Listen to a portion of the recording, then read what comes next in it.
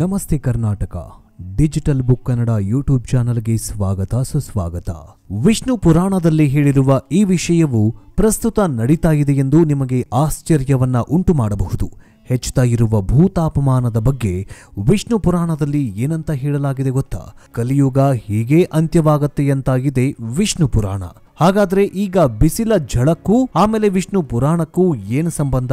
ಕಲಿಯುಗದ ಅಂತ್ಯದ ಕಾಲಘಟ್ಟದಲ್ಲಿ ನಾವು ಬಂದು ನಿಂತಿದ್ದೀವ.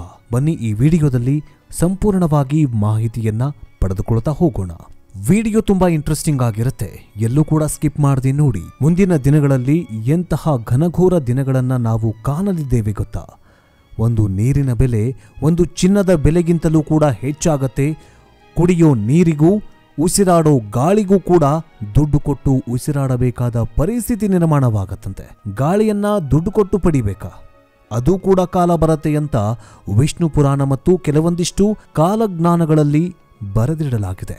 ಹಾಗಾದ್ರೆ ಈ ಜಾಗತಿಕ ತಾಪಮಾನದ ಬಗ್ಗೆ ಹಿಂದೂ ಪುರಾಣದಲ್ಲಿ ಉಲ್ಲೇಖ ಮಾಡಿರುವ ಪ್ರಮುಖ ವಿಷಯಗಳನ್ನ ಸರಳ ಭಾಷೆಯಲ್ಲಿ ತಿಳಿಸುವ ಪ್ರಯತ್ನ ನಮ್ಮದಾಗಿದೆ. ನೀವೇನಾದ್ರೂ ಸನಾತನ ಧರ್ಮವನ್ನ ನಂಬೋರಾಗಿದ್ರೆ ಜೈ ಶ್ರೀರಾಮ್ ಅಂತ ಕಮೆಂಟ್ ಮಾಡಿ. ಜೊತೆಗೆ ನೀವೇನಾದ್ರೂ ಹಿಂದೂಗಳಾಗಿದ್ರೆ ಓಂ ನಮಃ ಶಿವಾಯ ಅಂತ ಕಮೆಂಟ್ ಮಾಡಿ. ಬನ್ನಿ ಸುದ್ದಿ ಜಾಲದೊಳಗೆ ಹೋಗೋಣ. ಬಿಸಿಲ ಬೇಗೆ ದಿನದಿಂದ ದಿನಕ್ಕೆ ಹೆಚ್ಚಾಗ್ತಾ ಇದೆ.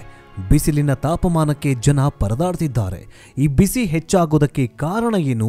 ವರ್ಷದಿಂದ ವರ್ಷಕ್ಕೆ ಬಿಸಿ ಯಾಕೆ ಹೆಚ್ಚಾಗ್ತಾ ಇದೆ?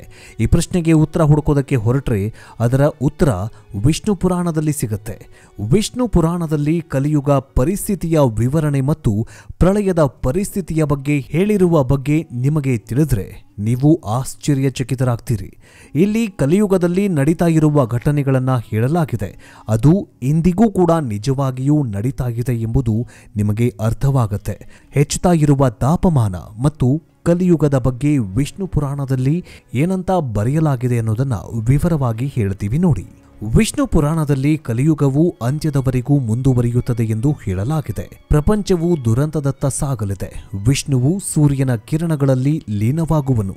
ಇದರಿಂದ ಬಿಸಿಲಿನ ತಾಪ ಹೆಚ್ಚಾಗಿದ್ದು ಭೀಕರ ಬರಗಾಲ ಪರಿಸ್ಥಿತಿ ಎದುರಾಗಲಿದೆ. ಜನರು ಮಳೆಗಾಗಿ ಹಾತೊರೆಯಲು ಪ್ರಾರಂಭ ಮಾಡ್ತಾರೆ. ಜನರು ಮಳೆಗಾಗಿ ವಿವಿಧ ಕ್ರಮಗಳನ್ನ ತೆಗೆದುಕೊಳ್ತಾರೆ. ಶಾಖದಿಂದ ಭೂಮಿಯಲ್ಲಿ ಬಿರುಕುಗಳು ಉಂಟಾಗತ್ತೆ. ನೀರಿನ ಮಟ್ಟ ಗಣನೀಯವಾಗಿ ಇಳಿಮುಖವಾಗತ್ತಂತೆ. ವಿಷ್ಣು ಪುರಾಣದ ಪ್ರಕಾರ ಭಗವಾನ್ ವಿಷ್ಣುವು ಸೂರ್ಯನ ಕಿರಣಗಳೊಂದಿಗೆ ಬೆರೆತಾಗ ಭೂಮಿಯು ತಾಮ್ರದಂತೆ ಬಿಸಿಯಾಗಲು ಪ್ರಾರಂಭವಾಗತ್ತೆ ಮತ್ತು 7 ಸೂರ್ಯಗಳು ಏಕಕಾಲದಲ್ಲಿ ಬೆಳಕು ಚೆಲ್ಲುತ್ತಾ ಇರುವಂತೆ ಭಾಸವಾಗತ್ತಂತೆ. ಇಂತಹ ಪರಿಸ್ಥಿತಿಯಲ್ಲಿ ನೀರು ಬತ್ತಿ ಹೋಗುವುದರಿಂದ ಹಣ್ಣು ಧಾನ್ಯಗಳಲ್ಲಿ ರಸ ಅಂಶದ ಕೊರತೆ ಉಂಟಾಗಲಿದೆಯಂತೆ. ಕಲಿಯುಗದಲ್ಲಿ ಕಡಿಮೆ ಮಳೆ. ವಿಷ್ಣು ಪುರಾಣದ ಪ್ರಕಾರ ವಿಶ್ವವು ಯಾವಾಗ ವಿನಾಶದತ್ತ ಸಾಗುತ್ತದೆಯೋ ಆಗ ಮಳೆ ಕಡಿಮೆಯಾಗುತ್ತದೆ ಮತ್ತು ಮಳೆಯಿಂದಾಗಿ ಕೃಷಿ ನಾಶವಾಗುತ್ತದೆ. ನದಿ ಕೊಳಗಳು ಒಣಗಲು ಪ್ರಾರಂಭವಾಗುತ್ತದೆ. ಆ ಸಂದರ್ಭದಲ್ಲಿ ಜನರು ಶಾಖದಿಂದ ಅಳಲು ಪ್ರಾರಂಭಿಸುತ್ತಾರೆ. ಜನರ ಜೀವನವು ನಾಶವಾಗೋದಕ್ಕೆ ಪ್ರಾರಂಭವಾಗುತ್ತೆ ಅಂತ ಈ ಪುರಾಣದಲ್ಲಿ ಹೇಳಲಾಗಿದೆ. ಆ ಸಮಯದಲ್ಲಿ ಭಗವಾನ್ ವಿಷ್ಣುವಿನ ವೇಗವಾದ ಉಸಿರಾಟದಲ್ಲಿ ಮೋಡವು ಉಂಟಾಗುತ್ತದೆ. ಆ ಸಮಯದಲ್ಲಿ ಮೋಡವು ಮತ್ತೆ ಮಳೆಯನ್ನ ಮುಂದುವರಿಸುತ್ತದೆ.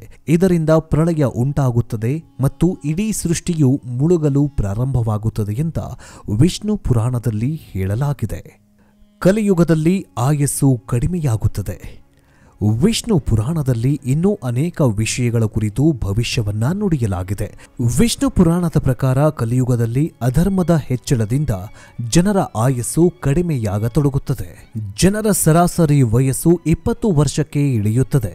ಚಿಕ್ಕ ವಯಸ್ಸಿನಲ್ಲೇ ಜನರ ಕೂದಲು ಬಿಳಿಯಾಗುವುದಕ್ಕೆ ಪ್ರಾರಂಭವಾಗುತ್ತದೆ. ಎಲ್ಲ ಸಂಬಂಧಗಳು ಹಣದ ಮೇಲೆ ಮಾತ್ರ ಆಧಾರವಾಗುವಂತೆ ಜನರಲ್ಲಿ ದುರಾಸೆ ತುಂಬುತ್ತದೆ. ತಂದೆ ಮಗ ಮತ್ತು ಗಂಡ ಹೆಂಡತಿಯ ನಡುವಿನ ಸಂಬಂಧವು ಸಂಪತ್ತಿನ ಮೇಲೆ ಅವಲಂಬಿತವಾಗಿರುತ್ತದೆ.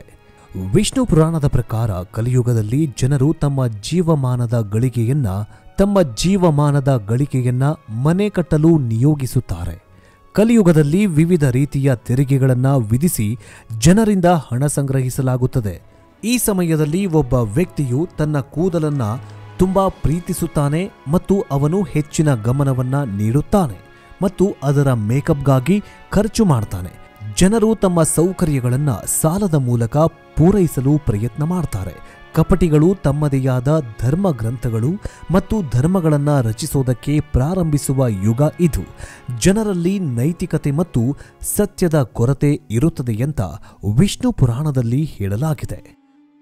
ಹೀಗೆ ಜಾಗತಿಕ ತಾಪಮಾನವೂ ಕೂಡ ಹೆಚ್ಚಳವಾಗ್ತಾ ಇದೆ. ಇದರಿಂದಾಗಿ ಸಮುದ್ರದ ಮಟ್ಟ ಏರಿಕೆಯಾಗ್ತಾ ಇದೆ, ನೀರಿನ ಮಟ್ಟ ಕಡಿಮೆಯಾಗ್ತಾ ಇದೆ. ಕಲಿಯುಗದಲ್ಲಿ ಅಧರ್ಮ ತಾಂಡವವಾಡ್ತಾ ಇದೆ. ವೈಜ್ಞಾನಿಕವಾಗಿ ವಿಷ್ಣು ಪುರಾಣವನ್ನ ಅವಲಂಬಿಸಲಾಗಿದೆ ಮತ್ತು ಜನರು ಸಂಶೋಧನೆಗಾಗಿ ವಿಷ್ಣು ಪುರಾಣವನ್ನ ಸ್ಟಡಿ ಮಾಡ್ತಿದ್ದಾರೆ. ವಿಷ್ಣು ಪುರಾಣದ ಬಗ್ಗೆ, ಹಿಂದೂ ಧರ್ಮದ ಬಗ್ಗೆ, ಸನಾತನ ಧರ್ಮದ ಬಗ್ಗೆ ನಿಮ್ಮ ಅನಿಸಿಕೆ ಅಭಿಪ್ರಾಯಗಳು ಏನು ಕಮೆಂಟ್ ಮೂಲಕ ತಿಳಿಸಿ.